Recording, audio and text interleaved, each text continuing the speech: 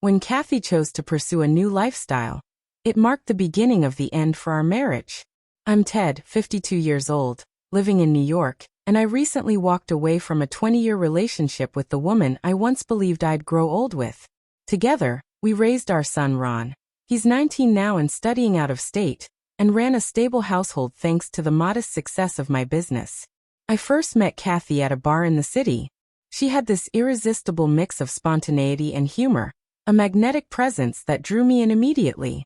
We clicked fast, and within a few years, I proposed under a centuries-old oak in Central Park. Our wedding was simple, intimate, beautiful. Life felt solid, full of joy, love, and stability. But things don't always stay the same.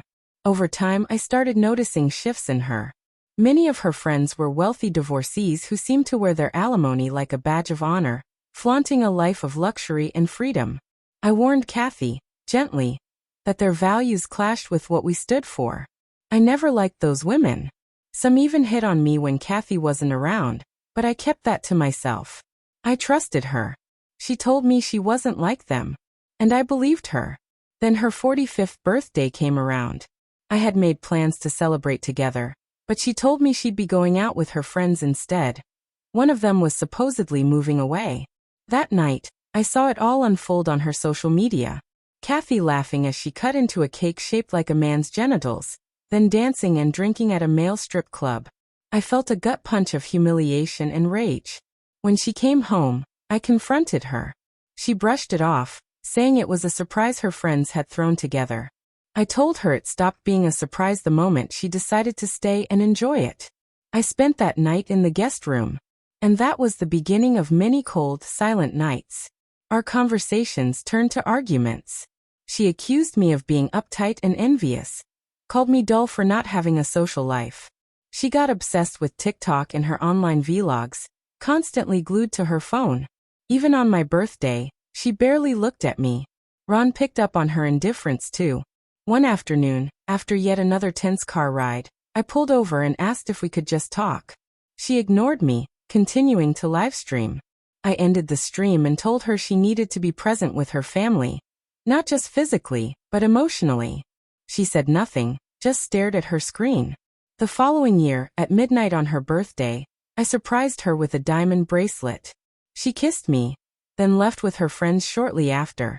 When she stumbled back drunk, I realized I couldn't keep living like this.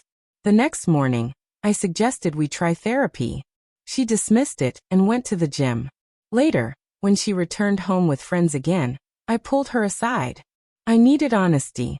I asked if she still cared about us, if there was even something left to fight for. That's when she told me the truth. She had been thinking of leaving for 2 years. She wanted a clean slate, a new chapter. I warned her, told her the world outside wasn't as welcoming as she thought, that the women she idolized were masking their own pain with temporary thrills. But she didn't want to hear it. So what? She snapped. I want to live my life. I don't want your pity. I told her people would take advantage of her, use her, then discard her. That chasing temporary excitement would only leave her empty.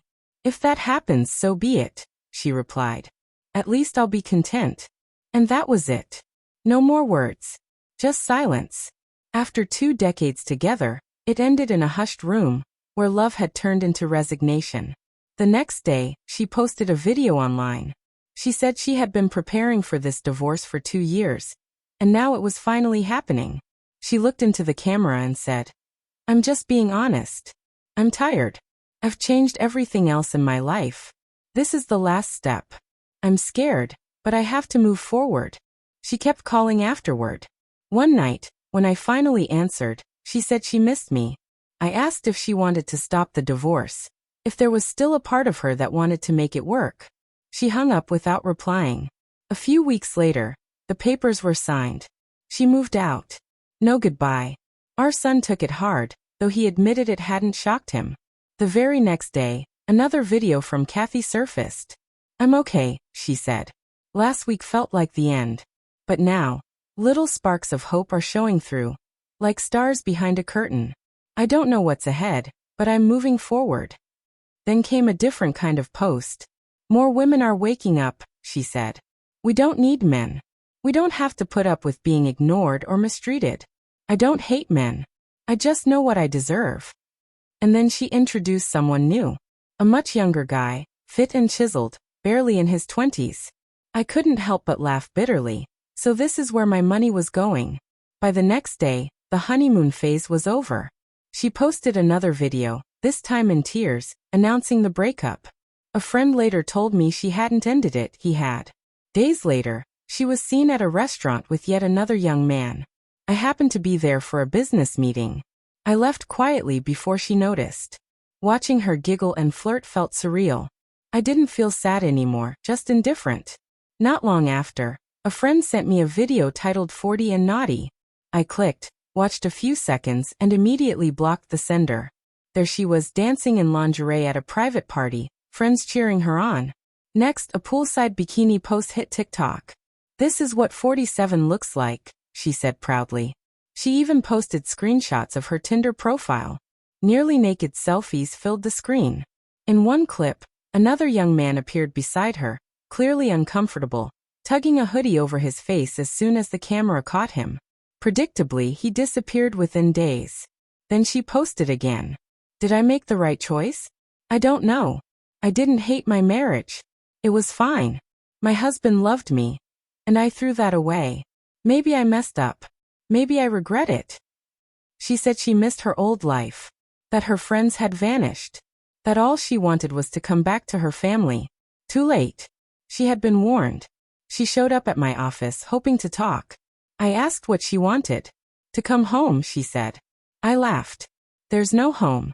I sold that place and used the money to pay for your dream condo. She asked if she could stay with me.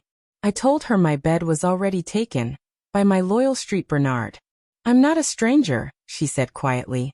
To him you are, I replied. And to me too. You don't belong in my world anymore. I ended with a line I'd been saving. My name's not Will Smith, and you're not Jada. My wife doesn't get to pick someone else, and expect me to wait around.